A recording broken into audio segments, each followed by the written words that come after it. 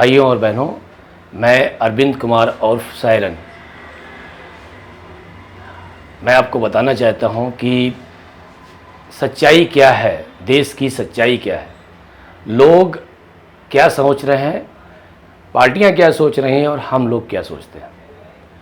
क्या हमें एक ऐसा नेता चाहिए जो हमारी पार्टियां हमारे ऊपर थोप देती हैं, या उसकी निर्णायक भूमिका क्या है, ये आप लोग को तय करना है। मेरे हिसाब से तो हमें ऐसा नेता चाहिए जो ज़मीन से जुड़ा हो, आप सबकी बात, समस्याओं को समझे। और मेरा ये भी मानना है कि चुनाव से दूर होने की बजाय चुनाव में और ज़्यादा सम्मिलित होना चाहिए सभी लोगों को। जहाँ तक हो सके 100 के 100% वोट डालने चाहिए। एक निर्णायक चुनाव हो जिससे लोग कहें कि ये परफेक्ट चुनाव हुआ है। मैं किसी भी पार्टी की बुराई नहीं करना चाहता, लेकिन सच्चाई ये है कि पार्टियां और या फिर कोई निर्दलीय, वो किसी भी प्रकार का उनका अपना कोई एजेंडा नहीं है। क्या हम किसी विधायक या सांसद को जिताने के बाद ये सोच सकते हैं कि ये हमारे लिए क्या कार्य कर रहे हैं? क्या हमको उनसे इस पूछने की हमको वो हिम्मत होती है? क्या सच में हम गुलामी की तरह जी रहे हैं क्या? भाइयों और बहनों, आप लोग अपने नेता का स्वयं चुनाव करें और सोचें, या हो सके तो देश से ही नहीं, पार्टियों से भी, सभी से भी आप अपनी बात, आवाज़ और अपने दिमाग को खोलकर कुछ पल के लिए इस बारे में ज़रूर सोचें।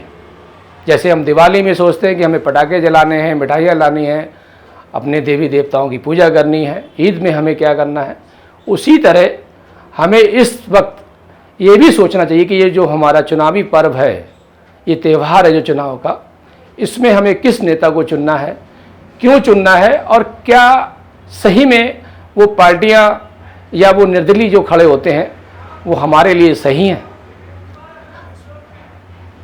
हर नेता की एक अपनी सोच और उसका इंटरव्यू ये आपको बताएगा कि आपके अपनी प्रॉब्लमें कैसे सॉल्व हो सकती हैं। शहर में हर जगह तनाव, गंदगी, महामारी, बहुत सारी ऐसी बातें हैं। नगर निगम की बहुत सारी प्रॉब्लम है। आप सोच नहीं सकते हैं कि, मुझे तो ऐसा लगता है कि नेता चुनने के बाद अगर आप उसके पास आप माला तो पहनाने जाते हैं, हो सकता है बहुत से लोग तो उन नेताओं के पास जाकर आशीर्वाद भी लेते हैं, लेकिन अपनी प्रॉब्लमों को बताने में वो हिचकते हैं, भयभीत हो जाते हैं, उस वक्त भूल जाते हैं, जैसे कि उनको किसी ने उनका ब्रेन वॉश कर दिया हो। आप अपनी समस्याओं को बताने की बजाय उन नेताओं को आप दिल में बैठा लेते हैं, लेकिन मुझे लगता है ये सही नहीं है।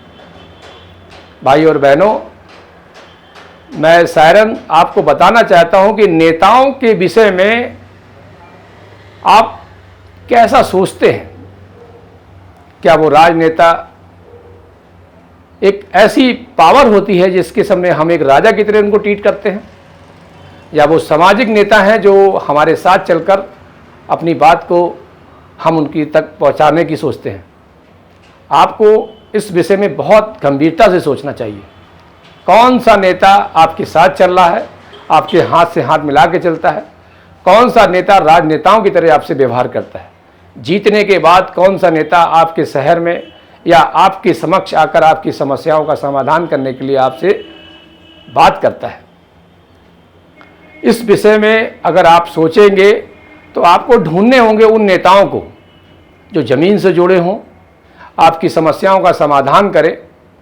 हम सब मिलकर एक नई देश की ओर बढ़ें, जिसे हम स्वर्ण युग भी कह सकते हैं। भाई और बहनों, मेरी किताब का नाम है सायरन। इस किताब का जनादेश है और ये मेरा नाम भी है, और इस किताब का नाम है सायरन। मैं आप लोगों से विनम्र निवेदन करूंगा, इस किताब को आप ज़रूर पढ़ें, मेरे ईमेल पे डालें और मंगवाएं। ये फ्री ऑफ कॉस्ट है।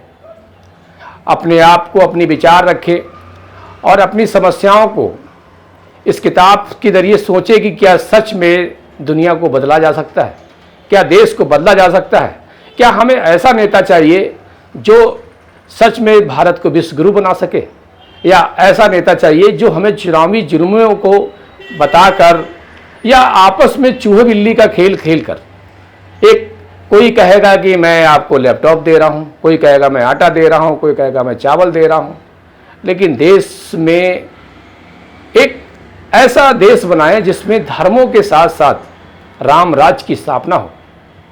एक ऐसा देश बनाएं हम जिसमें हम सभी धर्मों को लेकर विश्व को ये एहसास कराएं कि हम सच में हिंदुस्तानियों में वो एक ऐसा जुनून, एक ऐसी पावर है जो हम एक साथ आगे बढ़ सकते हैं। हमारे लिए कोई भी भारतीय किसी भी कास्ट का हो, इससे मुझे कोई फ़र्क नहीं पड़ता। मैं बहुत सारी चीज़ों का विरोध करता हूँ, जैसे हमारे देश में जातिवाद नहीं होना चाहिए। आरक्षण अगर मिले तो किसी गरीब को मिले, चाहे वो किसी भी जात का हो। आरक्षण का अर्थ होता है कि हमें किसी इंसान को गरीबी रेखा से बाहर निकालना। आरक्षण का मतलब ये नहीं कि अगर कोई भी किसी भी स्पेशल कास्ट का है और उसे आरक्षण हम दे दें। उसी तरह हमको हर उस चीज़ पर ध्यान रखना है। हमें गरीब, अमीर और मिडिल परिवार सभी को साथ लेके चलना चाहिए। जरूरी नहीं कि हम यही बोलते रहें कि मैंने कभी चाय बेची और हम 10 करोड़ की गाड़ी से घूम रहे हैं, हमारा डेली का 2 लाख 4 लाख रुपए खर्चा हो रहा है, सरकारी पैसा आपका अपना, और कहें कि हम चाय बेचते थे कभी। तो हमें ऐसा इंसान भी नहीं चाहिए भाइयों बहनों। हमें वो इंसान चाहिए जिसने आप सबके साथ जुड़कर और देश का भला करे। देश का भला उसी से हो सकता है जो सभी को साथ लेके चले, सभी के विचारों को अपने लिए ले सके, चाहे वो व्यापारी हो, इंडस्ट्रियल हो, छोटे व्यापारी हो या सर्विसमैन हो, पुलिस वाले हो, किसी भी आप विषय से जुड़े हों, लेकिन हमें हर व्यक्ति को साथ लेके ही चलना होगा। उसकी समस्याओं का समाधान करना ही हमारा धर्म है। ये एक नेता का धर्म भी है और कर्म भी है।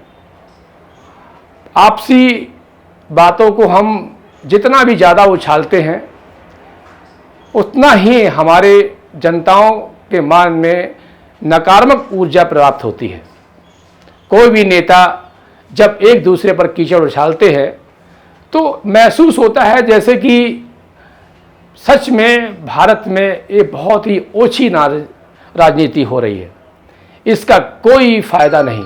70 साल में क्या हुआ, कैसे हुआ, क्यों हुआ, एक दूसरे पे कीचड़ उछालते उछालते ये उन्होंने किया, मैंने ये किया, वो उन्होंने किया, ये मैंने किया, इससे कोई फ़ायदा नहीं।